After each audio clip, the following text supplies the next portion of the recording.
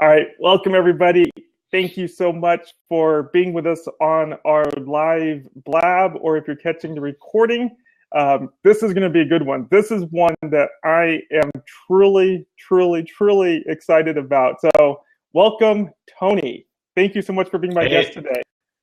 Yeah, hey everybody, this is fun. We pretty much did a run through yesterday on the phone. We got so excited. We talked for like 20 minutes all about this topic.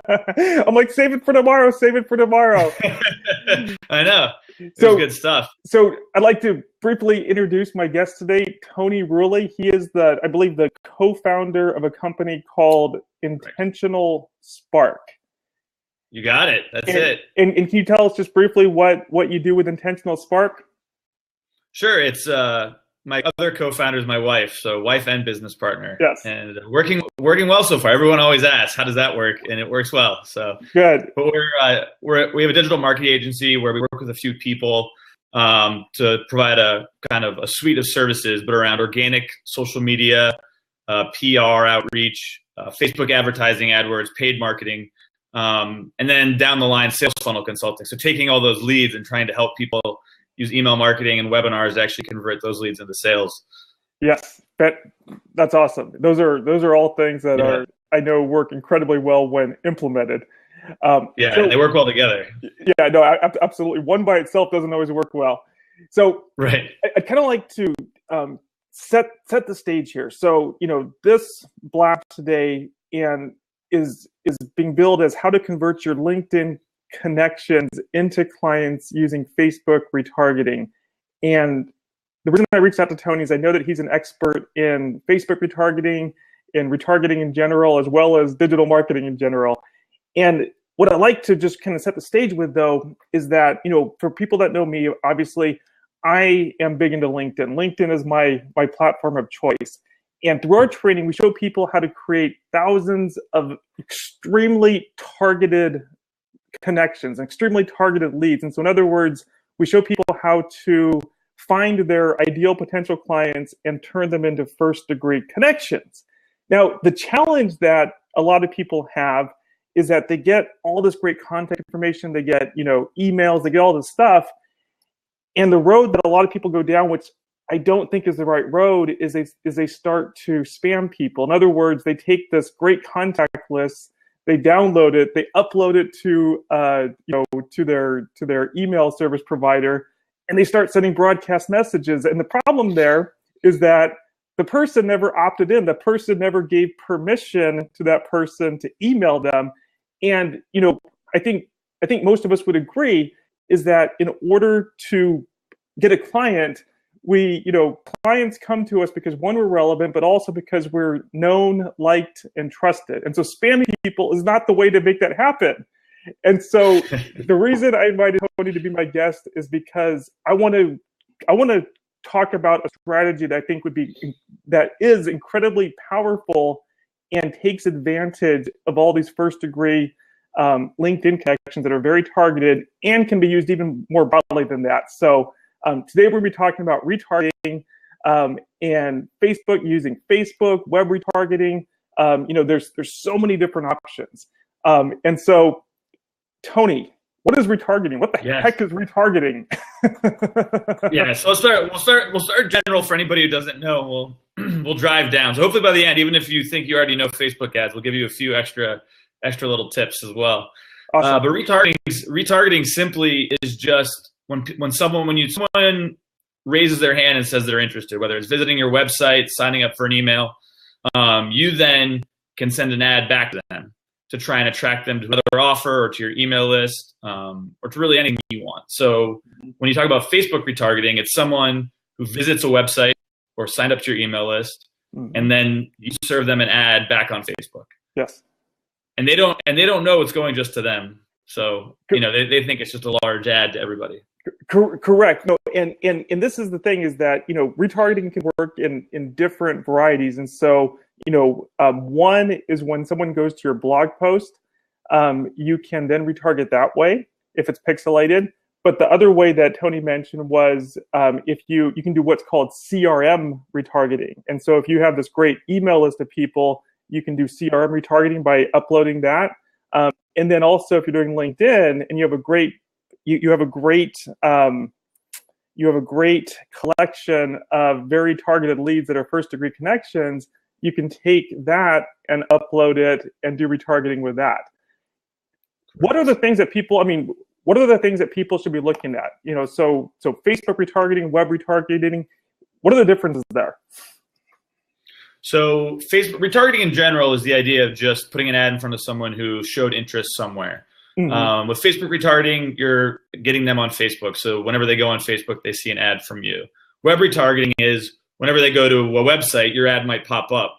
And I think probably everybody at this point who has ever been online has experienced, Amazon kind of chases you around, showing the product you looked at, or, some site. And then the first time you see it, though, you're like, wow, I can't believe, that site is advertising all over. It's because when you first see it, you're like, they're everywhere. And then you realize they're just chasing you. Right. Yeah. No, at first it's a little bit weird, right? It's like, Yeah. Right, exactly. Like I use FreshBooks, and then all of a sudden once a month I'll see like an upgrade your FreshBooks account ad everywhere, and it's effective though, and it's a good strategy because I'm someone who they know I use FreshBooks, they know I have a certain level of account, yeah. So I'm the easiest sell. And the statistic that I think is really interesting, because I think this can apply to a salesperson, but it can also apply to marketing, is that generally it takes about 6 to 8 touches to generate a real lead. And so just, the idea is that, okay, maybe you've gone to someone's website, but if you don't have the ability to keep in touch with them somehow, so maybe they haven't opted into your email list, but if you don't have the ability to keep in touch with them, out of sight, out of mind, right? And so with retargeting, this is like the new. Would you agree with this? This is like the new version of an email list, or the enhanced version of an email list. Yeah, and there's a lot of strategies you can do to use it with an email list, or you can even take strategies from your email list and use it straight in the Facebook campaign as far as strategy of providing content and sales material. Can you share some details more about that? How would you upload a list, whether it's from your email, whether it's from LinkedIn, and what would be a strategy that people can use? Yeah, so let's start with LinkedIn. So you were saying you have the opportunity with LinkedIn to download your major contacts, right? Oh, it's fantastic. Yeah, no, that's amazing. And it's especially when it's very targeted, because once again, what we teach people is to be very focused, know exactly the target market that they want to use LinkedIn to attract. And so, for example, if your target market is attorneys, the ability to bring attorneys into your first degree connections is phenomenal. And once people are in your first degree connections, you have all of the contact information. You can easily export it. And once again, the challenge that most people have is that they upload it to a broadcast email list and start spamming people. And so this is a strategy to avoid that. So yes. Right. And doing that can get you in trouble with your email provider too, and gets you blacklisted. So you don't want to go crazy on that. Yeah, no, exactly. Right. And it's not as effective because they're not opting in, and it feels scammy to them, where they're they know they didn't opt in. Whereas, so say on LinkedIn, you download your list of whatever specific contacts you want. Yes. You could upload those to Facebook, and then you could send ads to those people. And maybe you've categorized those people, and this level of person wants this service or is more interested in this industry. Mm-hmm. So you could even upload them into different lists and then send specific content. So it could be directly back to whatever you're offering, whether it's a service or a product. Mm-hmm. But what might even be more effective would be offering a piece of content, whether it's an email opt-in, so if you're for example, so for me, I provide Facebook ad services, coaching and consulting and implementation. So if I could go on LinkedIn and find people in, say, a certain industry, maybe it's financial advisors, like we talked about before we started. Yes. I could find everyone I know that are financial advisors and then create an opt-in called, how to use Facebook to create financial advisory clients. Right. And then the opt-in gives them, a 3-email course with maybe a cheat sheet of sorts. And they see that ad on Facebook, and they're like, wow, this is so specific. Like, I really need this. And they don't know that, it's not a general. They think, oh, I happen to see this in my news feed. Yes. And the other thing, yeah, go ahead. Oh, no, I was just going to say, because one of the things I'm working with a client right now, and their niche is incredibly specific. And so the challenge is that Right. we can find them on LinkedIn, very easily. We can find them on LinkedIn and we can bring them into our first degree connections on LinkedIn. But using traditional Facebook advertising or different things, it's hard to find that Right. specific audience. So, Yeah, it can be really hard. and so just the ability, because what you were saying is the ability to create these very, very segmented ad campaigns. So if you want to run a campaign on Facebook that goes specifically to people that are financial advisors that are interested in whatever it is, that's the Right. level of specificity that you can do, correct? Yeah, you could, upload a whole list and then you could separate it by Facebook interests. Or if you know from LinkedIn where each person lies, you could just upload those as separate lists. Right.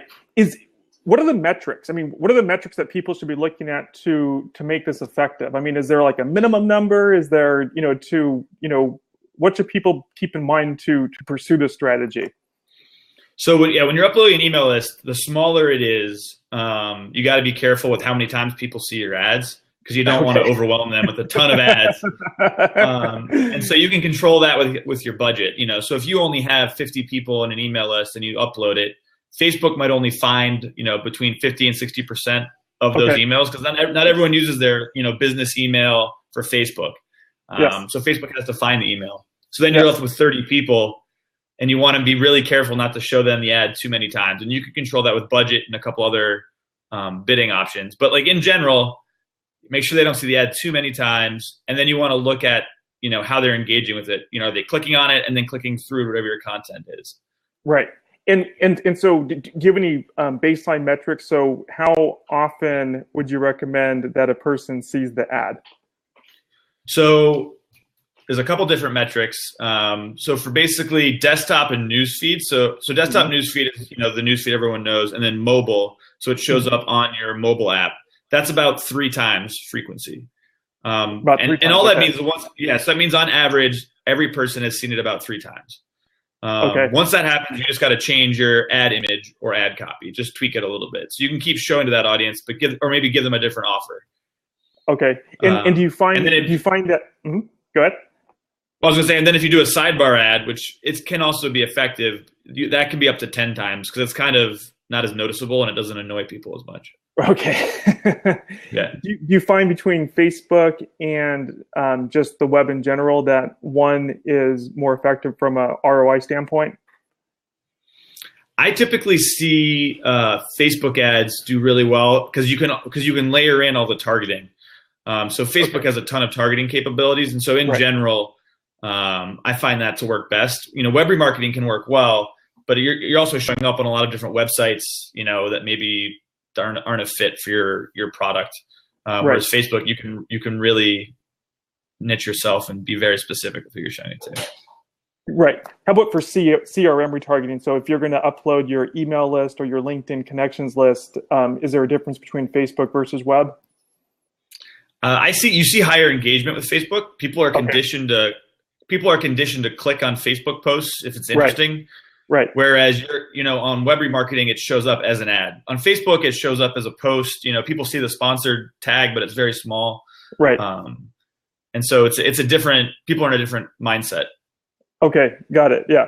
So let's talk about because to me this is this is super exciting because just from my own experience, I've seen the difference between trying to go after what's known as cold traffic, which is people that have no clue who you are. You can put something out there that they're interested in, but that versus people that are a little bit familiar with you, and now they're seeing you show up everywhere. And of course, you're showing content that ideally they're interested in.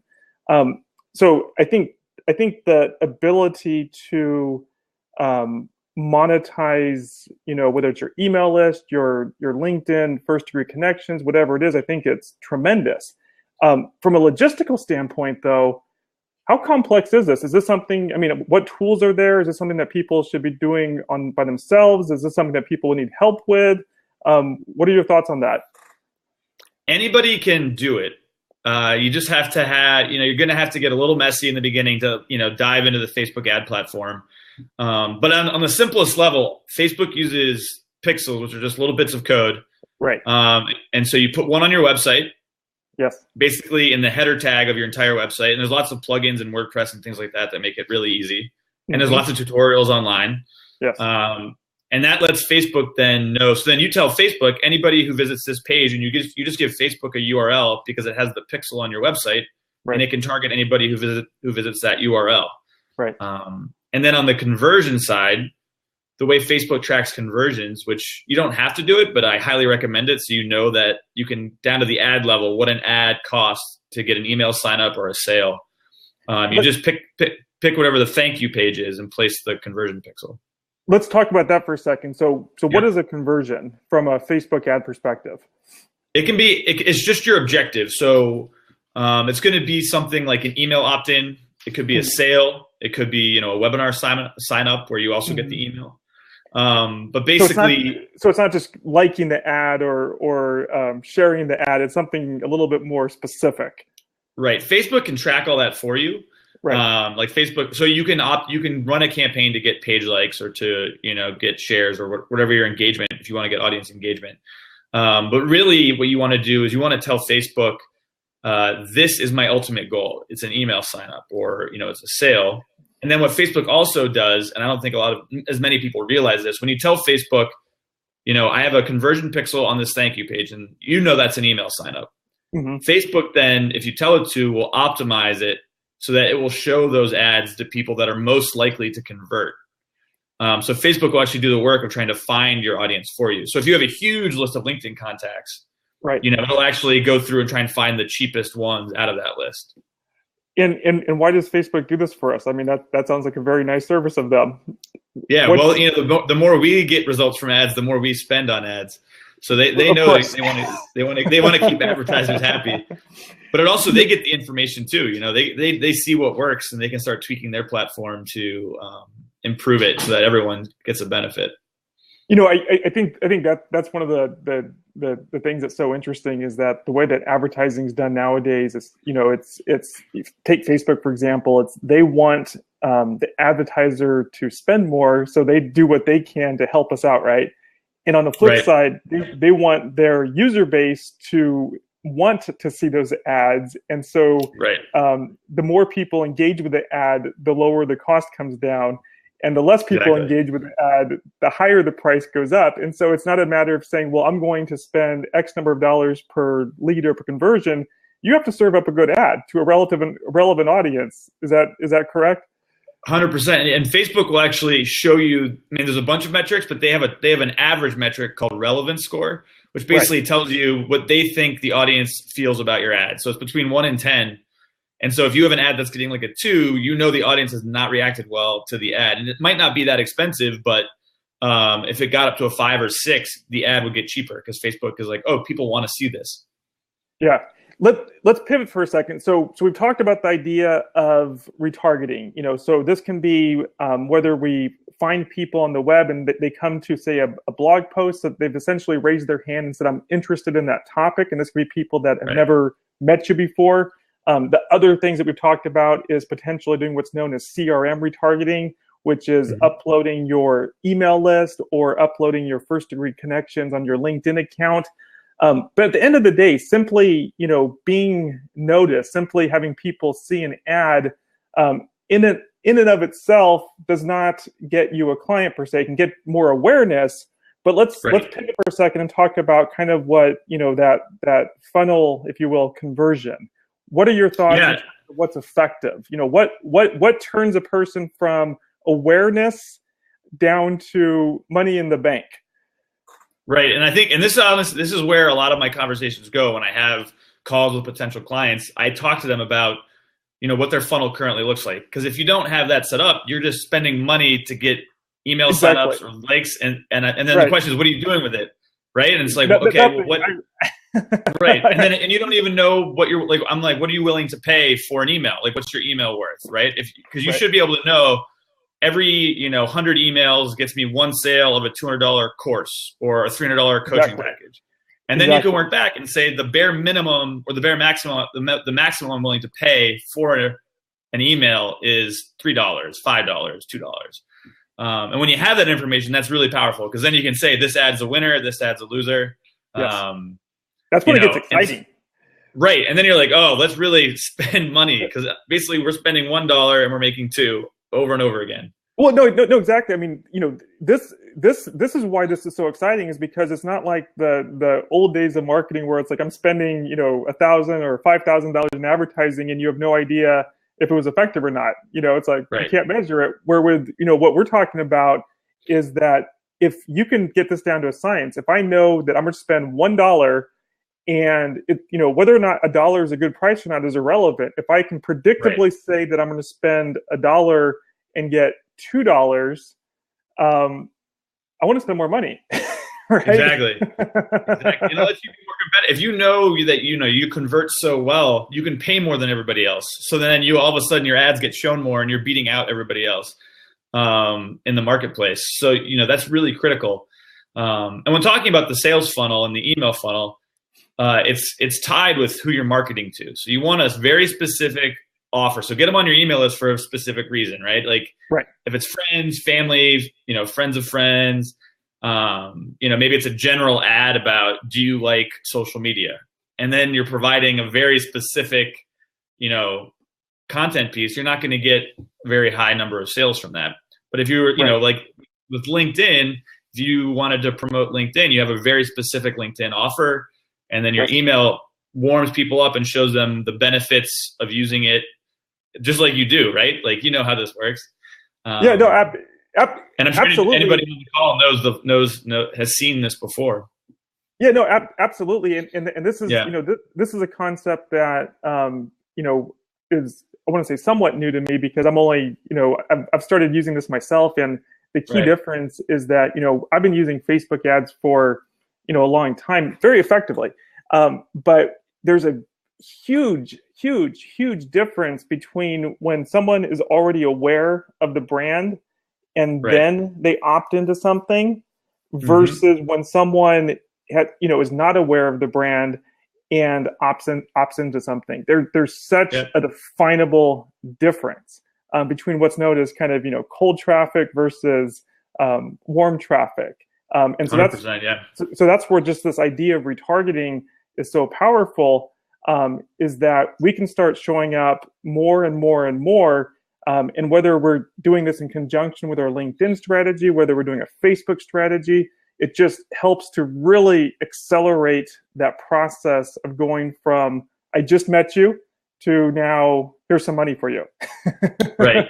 And I think the critical thing with Facebook ads and your email funnels, everybody's so eager to get that sale that I think you lose a lot of opportunities. If you can provide true value to people with your opt-in content through the email funnel, maybe even some of your Facebook ads aren't even an opt-in. It's just a really interesting blog article, right, that you wrote about your topic.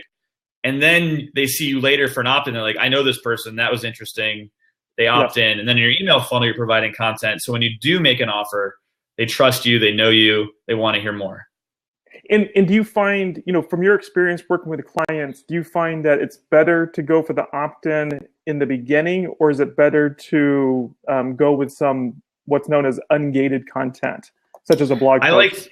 When people are first starting out, I like to go with the straight opt-in offer, whether it's an email sign up, a cheat sheet, just because it's definable and you can easily measure the value of it right away.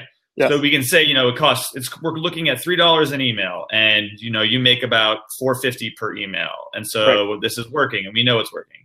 And then and then the next step is kind of optimizing that, and that's kind of when I bring in, let's look at what happens when we promote just blog content. And, what happens when we promote blog content, and then anybody who clicks that link then gets an opt-in offer, and then you can compare, is it really cheaper? And just, I'd be interested, what have you found for the people that do it with the blog content? Do you find that the people that are maybe a little bit more experienced at doing this, that the blog content starting point works better? It's once you add in the cost of the ad for the blog content plus because usually the email sign up is cheaper once you're retargeting people who visited the blog post. But once you combine it with the cost of the actual ad or the blog post, it can be mixed.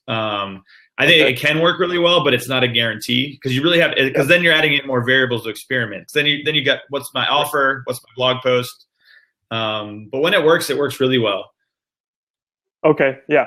Well, let's talk about, okay. So, what, if somebody wants to do this DIY, what are some resources that you would recommend? So there's a couple big names that talk a lot about Facebook advertising and have a lot of free content. One's John Loomer. His stuff's great. He has awesome material. He has some paid webinars he does, but if you just read his paid material, he has a lot of free tutorials. Honestly, if you go on YouTube and just type in how to set up your Facebook pixel, there's hundreds of videos of people doing it, and so you can really get the basics set up just by going that far. Now, okay, yeah, so absolutely. So there's plenty of DIY options, and at the end of the day, though, I think what's so important is that it's not just serving up a Facebook ad, right? It's having a full strategy from awareness to conversion, and in my experience, that's where a lot of people are hugely interested in Facebook ads. They've gone to a lot of DIY resources, but they may not be getting that ROI. That's totally possible.